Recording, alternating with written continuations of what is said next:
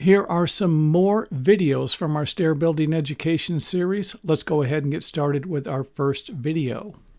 One of the biggest problems do-it-yourselfers are going to face, and even people who haven't built a lot of stairs, will be to deal with the imperfections in the floor, if there are any, the connection at the top for the stair stringers, and the biggest problem of all is going to be whether or not all of the stair stringers were cut exactly the same. And the best way to figure that out will be to grab a straight edge, usually a level, and place it on top of the stair stringers like we have here. And if there aren't any gaps at all in between the straight edge and the stair stringers, then you have created a nice straight step. And this is ideally what you're shooting for when building a set of stairs.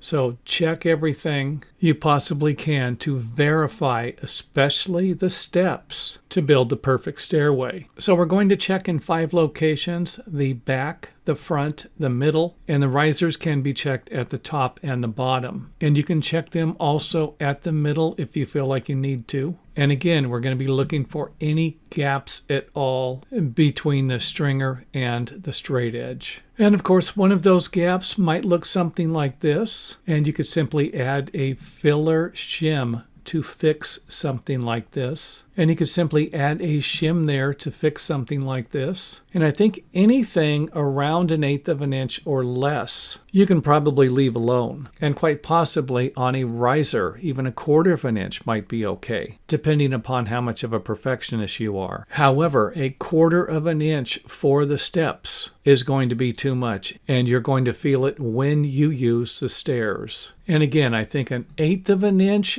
might be okay for something like this, but I'm going to leave it up to you, because most of the stairs I built, I could check this with a level and within a few minutes fix most of the imperfections, because they were usually going to be in the floor or at the top of the stairway where the stringers connect to the upper floor. And if that was the case, I could usually drive some wedges or shims underneath the stringer that was a little low to make the adjustments that I needed. Here is another video that one of our viewers requested. And even though I won't be going into all of the details here, I'm not going to be breaking out the pry bars or the sledgehammers and the chainsaws. However, I will be providing you with very basic instructions on how you can take apart most stairways. And that's going to be by simply reversing the assembly process. So let's go ahead and get started by removing each one of the stair steps. And even though I do not suggest that you stand on any part of the stairway that you are removing, I have done it before, but I know what I'm doing. So this process right here, where we're taking apart the stairway from the top, might not work for you. And you might want to take the stairway apart from the bottom so that you won't be standing on it during any time of the demolition.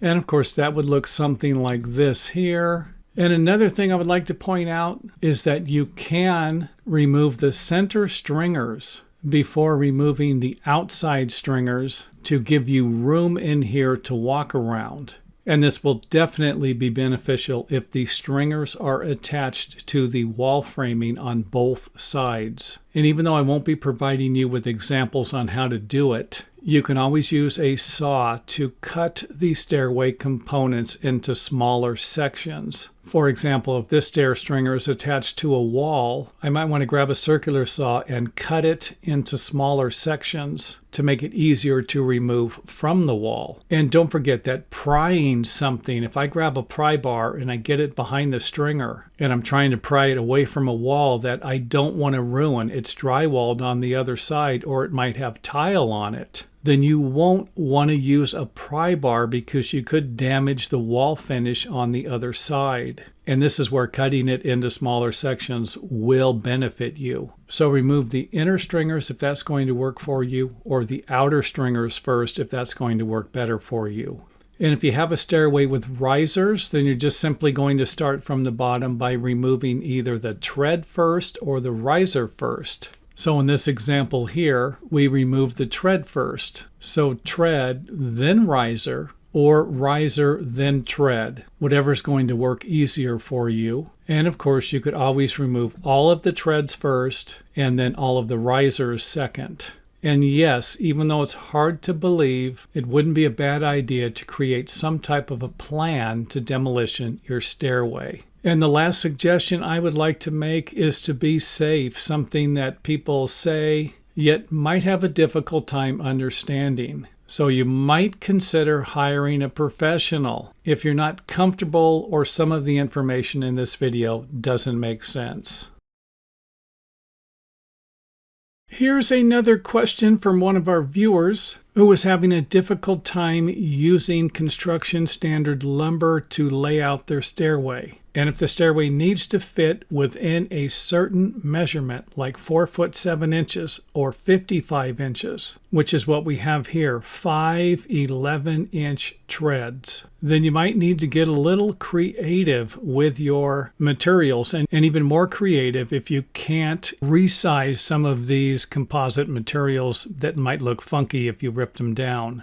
And that's exactly what we did here. We have an 11-inch tread from the front of the step to the back of the step with 2 1/8-inch gaps in between. This is for a deck. This might not be something you need to do on the interior. So let's go ahead and take a look at the measurements, what we're dealing with, to make the 11-inch step work. So we had to cut the 2x6 down to 5 3/8 inches so that we could end up with an 11-inch step with 2 1/8 of an inch gaps in that step. However, if you have more room and the stairway can be a little longer, then lay out the stringers accordingly. So instead of using an 11-inch step, we're going to use an 11 1/4 inch step. And that's going to allow us to use construction standard lumber, 5 1/2 inches wide with an 1/8 of an inch gap, 5 1/2 inches, and then another 1/8 of an inch gap.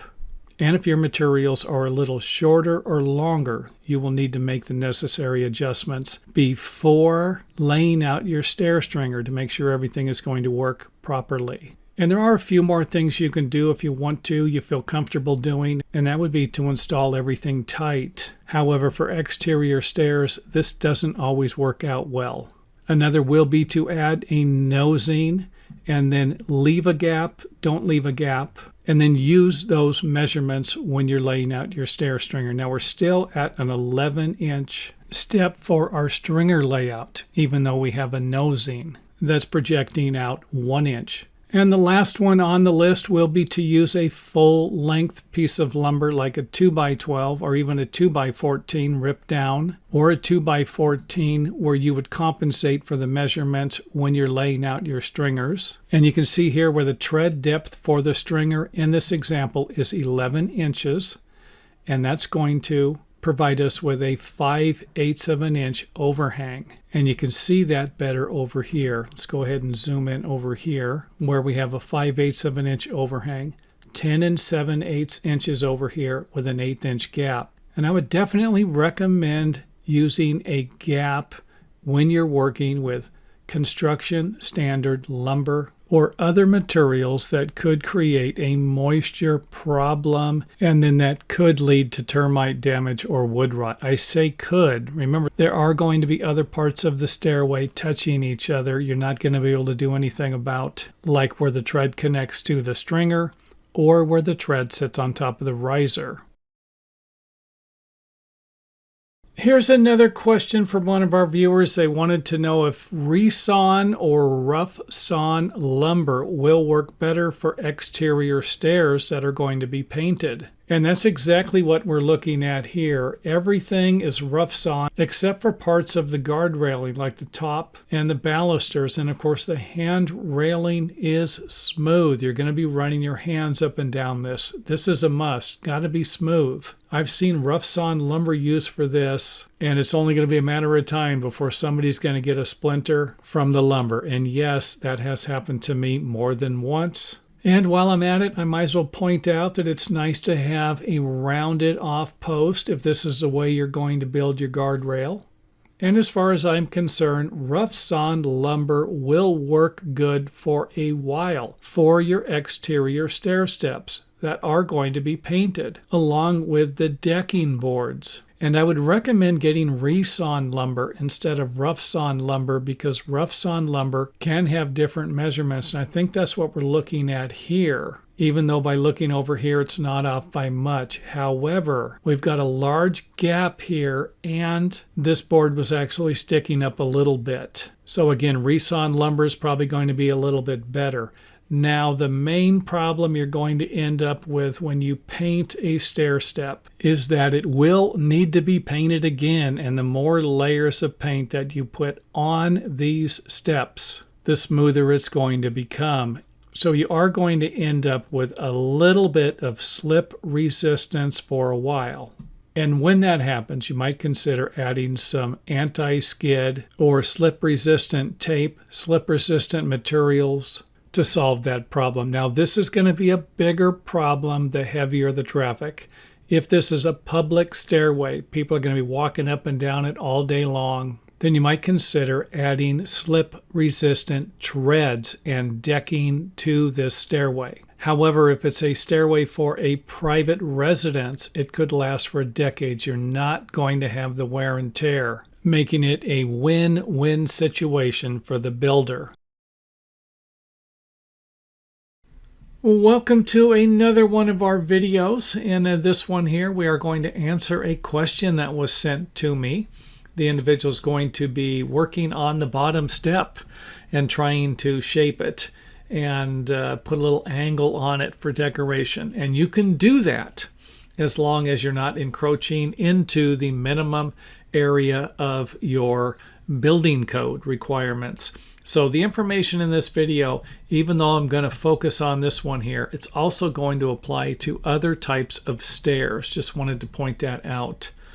So we have a set of stairs that comes down to a landing with one step, and the individual wants to shape, they want to angle this off here. And you can do that as long as it's on the other side of the minimum distance required by the building code. The building code usually requires for residential stairways to have 36 inches. Residential stairways are usually stairs that would be in a house or some type of a dwelling where people would live in it. So 36 inches is the minimum, usually going to have 10-inch minimum tread depth, something like that. So the step, the decorative portion of the stairway can go on the other side of this, just can't go in that area. So let's just go ahead and put our handrail in here, and I just kind of drew a flat area. It's kind of the area on the other side of this is the area that's going to apply to our building codes. So we can add something to the other side of it like we did here. And of course, we could always add something to the other side. We still have our minimum distance required by the building department. Now would be a good time to point out that even though I'm suggesting this is my interpretation of this. This is what I've done as a stair builder. Now, I do have to say you would need to check with your local building department, building authorities to verify this information.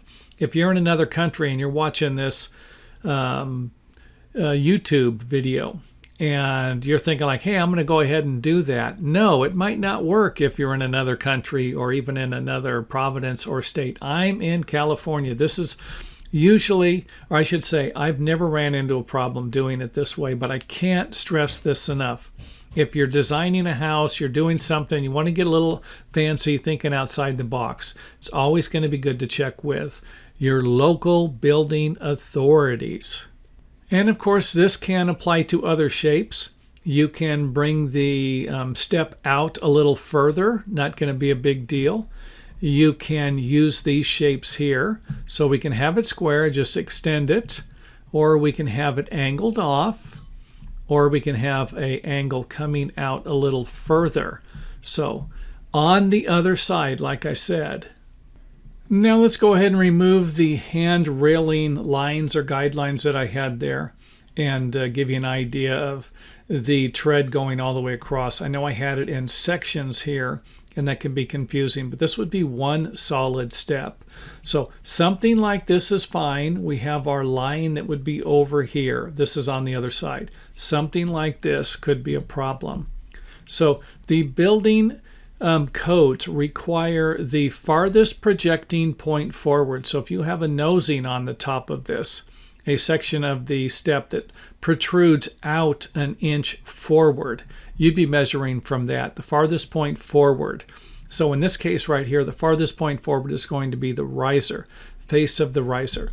If I measure from here, or this point here, the back corner, to here, and 10 inches is my minimum building code depth, I'm going to be fine in this area. I'm not going to be fine over here. If I measure from here and I got 7 or 6 inches, it's not going to work. Again, like I said, the minimum point that you have. Now, I also don't want to, there are stairs that you can build. So here's two scenarios. Let's just say that I took this and I made this 16 inches. My step here is going to be 16 inches wide. And you're going to step on here and then onto the landing. And then you're going to put your angled section within that 16 inches so that the farthest point from here to here is going to be 10 inches. So we're going to have 16 inches from here to here. And then we would still have our 10 inches from here to here. That might be okay with your building department, wherever you're at. Just another, I'm kind of just throwing that out there as something that might be okay. It also might be okay if you made this longer. Let's just say that you made this section of the stairs. If I measured from here to here, if I drew a line out here, just drew a line out here and made a point, and this was 4 inches. So 4 inches from this side, 4 inches from this side. And in order for this to work, all I would need to do is make my landing 4 inches longer. That way, if I had this at 40 inches and I measured from here, this point, straight over to this point, and then kind of came down and then out and it met here, then I would have my 36-inch minimum. I'm not sure that either one of those scenarios will work, but I just wanted to provide you with the options if that's something that you might think about asking your local building department to see if something like that's okay. So I've never done that before. Everything that I've ever done has been on the other side of the minimum requirement, as I mentioned in the video. For this particular stairway design, we are going to start with 2 circles, an inside radius of 3 foot and a outside radius of 7 foot. So 3 foot from here to here, and then 4 foot from here to here, or 7 foot from here to here. Now let's go ahead and draw a square. This is going to have an inside curved radius, or a curved shape, but we're going to finish to an outside corner. So in order to do that, we're going to need to equally space or create equal spaces for the inside quarter of the circle here.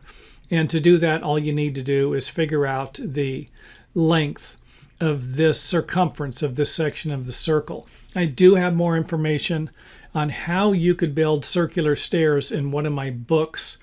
Go to the website, click on the books tab, and you should be able to find the circular stair building book. And even though it wouldn't provide you with all of the information for this section, it'll provide you with everything you need, and then you could just adapt this by extending these risers and the treads, or the risers and the sections of the landing, however you want to look at this, winders or circular winders, and you should be able to figure it out. Now let's go ahead and remove a couple of the segments here so that you can kind of see where we're going with the outside perimeter here and the inside perimeter. So by doing this, we've simply created the shape we need. That's the most difficult part of the stairway. And again, you just simply remove these sections. So this segment right here. This really wouldn't be necessary if you're laying it out. I just put it in there for design purposes to give you an idea what we're doing with our circle. So you really wouldn't need this. You could actually just start with the inside circle and then snap your lines or create straight lines on the floor and then remove this portion here. Now let's go ahead and add the lower section of the stairway. So this will just be a regular conventional stair stringers with treads and risers. And these sections here, this section and this section, are the same for this particular design. Now let's go ahead and take a look at what the stairway would look like. Give us a close-up here. The bottom section, these are 12-inch treads, 7-inch risers. Just marching all the way up. This could be built with conventional stair stringers. And of course you could always bring this up to a landing here. And these can be built in sections just like you would build a landing or winder stairways. And again, I don't think you're going to need the winder book. I do have a stair book on how to build winder stairways, but I don't think you're going to need that. I think the circular stairway book might work better because you could always forget about using the stringers here and continue on with the 2x4 framing that I have in the book for circular stairs and the 2x8s or the 2x12 that I'm going to have for the risers. So you don't need to use the conventional stringers for something like this. You could always just build it in sections and work your way up. But the most important part of this and any stairway design is going to be laying it out. So hopefully by now you have a couple of ideas or you're a little better informed on how you can actually lay out and design a stairway like this.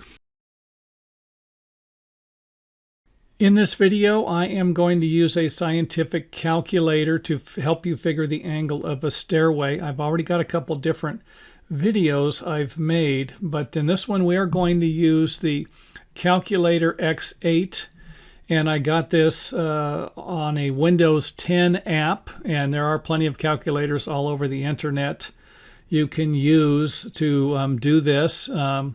So for those of you who just want the nuts and bolts of it, let's go ahead and get started.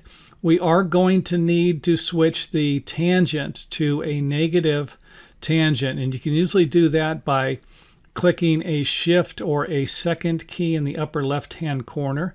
So we need this right here. Let's go ahead and take the rise of the stairway, 7 inches, and divide it by the width or length of the step, 10 inches, and then push the equal sign. We end up with 0.7. All we have to do is pop this number, and this is the angle of our stairway. Basically 35 degrees, 34.99. That's close enough to 35 degrees. Now what if we have a 7.5, 7.5 inch riser and an 11-inch tread? We now have 0.681. Pop the button here. We have a 34.28 degree angle. So again, simple. This isn't that difficult, especially once you figure out how to get to here. And again, you just get to there by pushing the button to switch it over.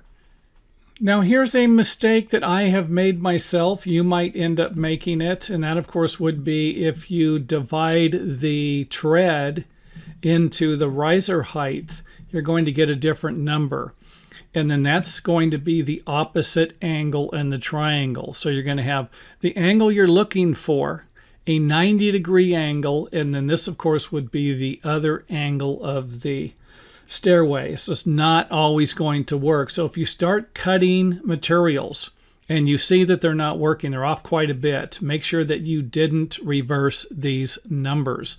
Again, it's simple. Clear it, put the riser in first, divide it by the tread, we get a number, and then we just hit the tangent, and then of course we have our degrees here. So this would be the opposite number that we would be using. In this video, I will be providing you with a method that can be used to measure the height of a guardrail.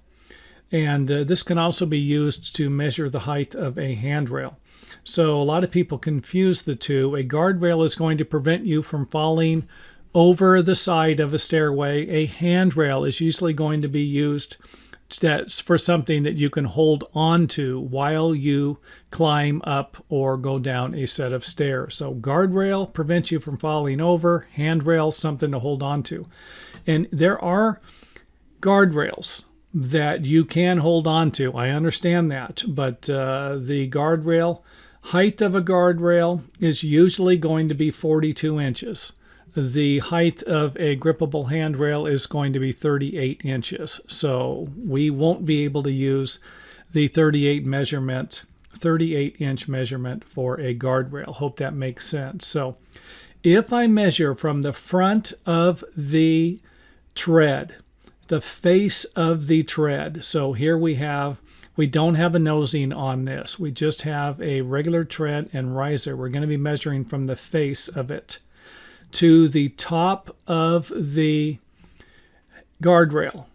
It needs to be 42 inches. Now here's something I want to point out. You're going to be safe sometimes if you're building a set of stairs and it's going to get carpeting on it. The inspector is going to measure from the top of the carpeting. He's not going to measure from the top of the rough framing. So it won't be a bad idea to make your guardrail a little taller than 42 inches so you don't have to rip your stairway apart. So 3'6", 42 inches will be any measurement using from this line here as long as it is plumb or completely vertical. So face of the tread to the top. This thing can be higher, just cannot be lower. So here's an example of what I'm talking about. Cannot be lower. Here we have it lower, but it can be higher than 42 inches. Now I do need to point out that you're going to need to check with your local building department. This 42 inches is a standard for most building departments, and it's in the international code books. But there is also an exception I found in there for 36 inches. So check with them to make sure, or build your guardrail a little taller, either way. So here it is again at 42 inches. Now let me show you how to use a level and a 2x4 or a scrap piece of wood that is straight. And in this case, we're just simply going to butt the front of the 2x4 up against the front of the tread, or the riser in this case, and then level it. Make sure that it's plumb, I should say. This needs to be vertical. And then our 42-inch mark, again, cannot be lower, can be higher. Just kind of going around here, giving you a different view of it. Top corner edge is what we're going to be measuring from. Hope this makes sense. Now in our last example, I am going to use a nosing. This has a 1-inch overhang here. And again, we are going to be measuring from the front top of the projected tread. So if it is vertical, the riser goes all the way up straight, then you can measure from this point here. If you have a nosing, you're going to be measuring from this point here up 42 inches. And in this case here, I actually made the top of the hand railing a little taller. So I added 3/4 of an inch to it. So this line would represent 42 inches. And then I made it 42 3/4 to allow for the carpeting. Or even if you're going to put wood flooring on, if you're going to use 3/4 inch wood flooring, then you'd better make sure that you compensate for it here. So after these measurements are finished measurements, I cannot stress that enough. I actually worked on a house one time. I built the stairs for it, and then came back to look at it after the handrail was done. And I knew right then, I said, oh no, they had it built at 36 inches. 36 inches was the old building code. And of course, they raised it to 42 inches. And of course, I don't know why they raised it or why they changed it, but they did. And again, this video is meant to provide you with a method on how to measure it and what most building codes are going to be asking for. But it will be up to you to check with your local building department or building authorities to get the measurements that they require, because they might be different. Here's a follow-up video. I made a video about repairing stair stringers that are separating away from the treads for dadoed or bracket type stairs, and I will put a link to that at the end of the video if you want to check that out, looking for some different ideas. But in this video, we are going to use an all thread to try and pull these gaps back together. The first thing you will need to do will be to drill 2 holes. And of course, hopefully you can create a straight line. Usually a straight line can simply be measured with stairways like this by measuring over about 3 or 4 inches from the front of the tread, then coming down about 2 or 3 inches, whatever. But it can all be done with a framing square. And again, this doesn't have to be perfectly perfect, but get it as straight as you possibly can. And you can use whatever size all threads you choose. And all threads come in lengths up to 6 feet. I checked that out on the internet before making the video. And if you have a 3-foot stairway, you're probably going to need a 4-foot all thread. Something 1/4 of an inch to 3/8 of an inch should do just fine. But you can always use larger all threads, or even smaller ones if as long as they're going to work. And the rest should be relatively simple, and that would be to install the all thread and put a nut and a washer on each side, and of course tighten it up until your gap is closed. And if you need to, you can always install a couple of more all threads in different locations, maybe 2 foot apart, 4 foot apart, something like that, depending upon the problem with the stairway and the length of the stairway, of course. And another thing I want to show you will be that you can actually use the all threads, or possibly use them, to strengthen the stair treads, or at least a couple of them. If you wanted to install one underneath each stair tread, this might be, you might consider replacing the whole stairway. But if you are going to put them in and you want to strengthen a couple of treads, if they are weak, you can simply drill the all thread and then use some type of a block, or have it tight up against the tread like we have here, a block here. And the reason why I put the block in is sometimes you're going to have a stairway like this with brackets attached to the stringers that are going to connect the tread to the stringer. If that's the case, you might need to lower this bar here, or all thread. And if that's the case, you might need a block, and use whatever size block you need. And again, these are just suggestions. This isn't something you have to do, just throwing it out there as something. So again, if you have a stairway, now the person that I'm going to make this video for, or that sent me the question, they said that they're moving, and the stairway, they just don't want to replace the stairway. They don't want to deal with it. But the stairway that is damaged, you are going to come across problems like these, and someone's going to want something repaired, and it's probably going to be better to replace the stairway than to repair it. And of course, that's what I would have suggested to the individual who emailed me this. It has 2x10 stringers, 2x10 treads, and the treads are all sagging, and of course it's coming apart, and it's not a very long stairway, at least. So if you ever fall through, maybe you won't fall too far down to the ground there. And thanks for watching. To learn more about home building and repairs, visit us at our website. Also, don't forget to subscribe for more awesome content. See you next time.